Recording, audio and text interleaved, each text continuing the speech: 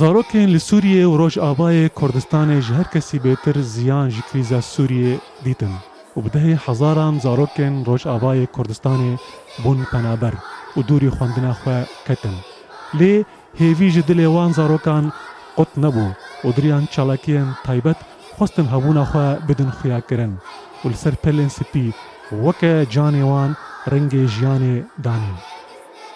أحس طبيعتكم وأفدار أو تحج ألوان أولادكم تحجت كيمي أوكم طبيعة جبرقو حمد دار إنه قولن أزحج تشتي أولادكم وخانين وخوشن أفتشن بيتر رسمي ولو معنا يعني هيك فاهم يعني وك حربية كاريكاتور وقالكش يعني ايه السلام يا رسمي السلام.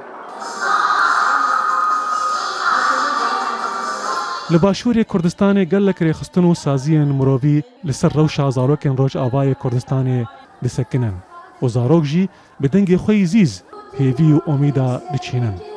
Dikim gazin dikim hawarê ka welatê me Kurdistan dikim gazî dikim hawarê ka welatê ما كردستان تو كوليس بلبل تامة تزني وزمم تامة حتى صلب مر دنياي تو يميني وزتمة تو يميني وزتمة من قوتي وزعاشق تامة حيرانا وانشاف تامة هول الشار شيرينم لدور الطالجينم تناود أخوين موا وقول أقشي موا وقول أقشي موا أي درقي كوستانكم منار وبستانكم قشاو ودل فريني بودل خوشي أهيني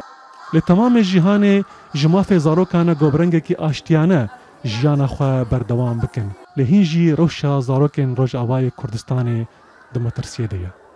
Van zarokan kirasên sor û kesk û zer li xwe kirine û hêviya we ew e got paşeroja we jî weke rengê cilê wana rengîn be. Dilxwaz bi helewî Rûdaw Hewlêr.